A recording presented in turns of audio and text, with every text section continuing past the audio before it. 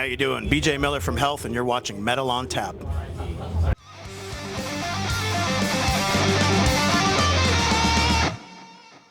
G'day everyone, Jai here for Metal on Tap, and I have a very special guest with me today at Knotfest Sydney. Would you like to introduce yourself to the people? Hey, how's it going? I'm BJ Miller from Health. Health, there we go. I was about to say, we've got to say the band name as well. He's got his, it's actually a regular size Tiny cup. coffee. BJ is just an enormous human being.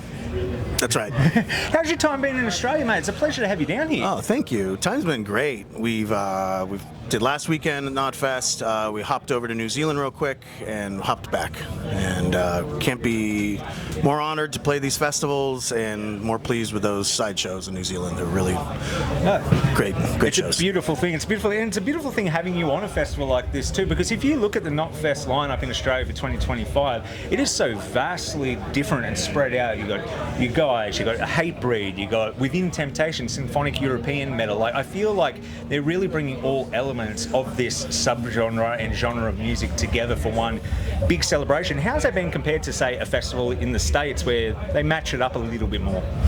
Yeah, I guess you could say more festivals might be more eclectic, but that's a good way to kind of put the way this Metal Fest is coming together in that sense. It doesn't have to be so monolithic, and I think that's kind of refreshing that things can be pulled from different corners, and nothing summarizes our band better than doing so. Well, that's a good question too, because I've had to describe Health to a few people in the past, and they're like, what kind of band would you describe Health? What genre of music? Can you help you describe Health to people who haven't heard Health before? Oh man, we started really noisy. It was like a noise rock band back in the day. The easiest way to encapsulate Health now would probably be industrial rock, industrial in that corner. But John's coined cum metal. I don't know. We like kind of being hard to pin down, I guess is a good way to put it. And it's a good thing too, and it's a good problem to have. If they can't plot you in a little pigeonhole, it kind of opens you up to doing many things, because you really have, I guess it would be evolved over the years into the sound you are now, and you're doing all the video game soundtracks, Cyberpunk, Max Payne and all that. That's an experience not a lot of bands get to get. How's that kind of roller coaster of a ride been for you guys? The roller coaster is a good way to put it. Yeah. Man, I mean, Max Payne's, like a lot of things in this band, seems so long ago, and then it's so present still, and that's probably more roller coaster than anything. It's like you're part of this long timeline, but it's all kind of like so cyclical and sort of like always present in that way. But yeah, it's been an incredible and I'd say an elastic experience is a good way to put it. Being in so many, pulled in different ways and kind of pushing ourselves in different ways to keep up. And yeah, we're just flattered to get those opportunities. And with all this stuff and all the different things you've done, and you're right, I feel Max Payne 3 feels like a lifetime ago for me. Like I looked at that and I was like, yeah, wow, I remember playing that game religiously, and it's kind of like you forget how fast time passes. And with time passing and everything, what's next for Health? Like, what are you guys planning in the future? You've had the album out for a little while now, all these festivals. Hopefully we have a few more tricks up our sleeves, but otherwise we're going to put a new album out. We're kind of looking at it like a side B almost, or the next phase of Rat Wars. So it's going to be in a similar zone. And then onwards and upwards, I hope. Just getting older and grayer, I guess, is while we do it. Well, you got to give people a new reason to create all those memes. I've seen some of the memes all the fans make for you guys. Have you really, truly embraced that? Because that's, you got some, let's say, interesting. I might put up a few of my favorite memes there, but how did you guys embrace that? Embracing it, yeah.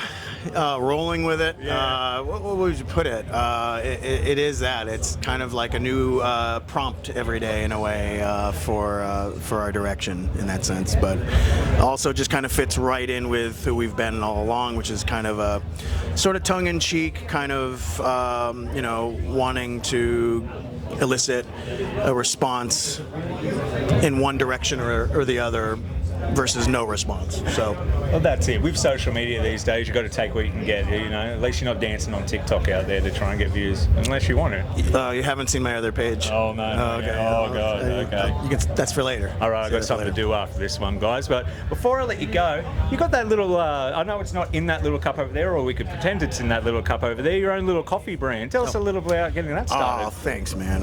Yeah, it's called Black Phoebe. It's after a bird.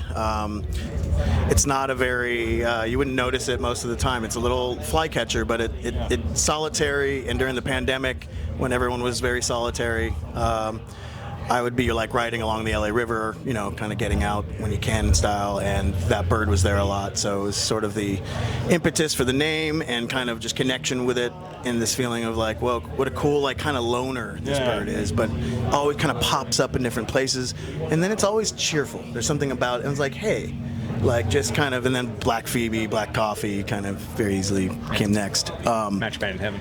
But I've been a coffee nut for a long time. I actually worked at a roaster when I met these guys, more in the barista side. So roasting it itself was a new thing for me. And when everyone was baking bread and kind of getting into the prairie days or whatever of the pandemic, who knows if we're coming back, I was like, hey, I'm just gonna roast some green beans in a skillet, just see what that's like, and where can I order them, and just, what can I, you know, and just kind of kept going with it, and now it's I don't know, maybe my retirement or something, as I kind of couple it with, you know, touring and stuff, and it's cool to come back and have. It's a very small operation. It's a 1 pound roaster, you know, that I have, and I. Happy to have some returning customers and people that are into it in LA and across the country. And I'm actually gonna meet someone after the show out front and drop a bag. You know, pay it forward style. I just wanna spread the love and get it down here. And love it. But on that note, what an amazing mecca of coffee, Australia, New Zealand, both. To speak to this little cup, there's an old La Marzocco espresso machine in the catering right now, and they pulled an amazing shot. And it's like, hey, it's just catering at a rock show, but like this serious coffee going on everywhere, every airport, every breakfast, any hotel. There's a barista, an espresso setup. And I don't know, like people usually say, hey, you're going to Europe, you're gonna have some amazing coffee, and it's like usually automatic machines. Yeah. So yeah, I really appreciate that about down here and really taking it seriously. It speaks to me. No, well, we appreciate it, and we appreciate you being here today. I'll let you go. I know you got a busy day, and you're getting on stage pretty soon to play some music. I think that's the main reason we're down here. But BJ, mate, it's been an absolute pleasure. Nice to meet you. Nice Thank to you meet guys you. so much. Keep rocking. Thank you. Cheers.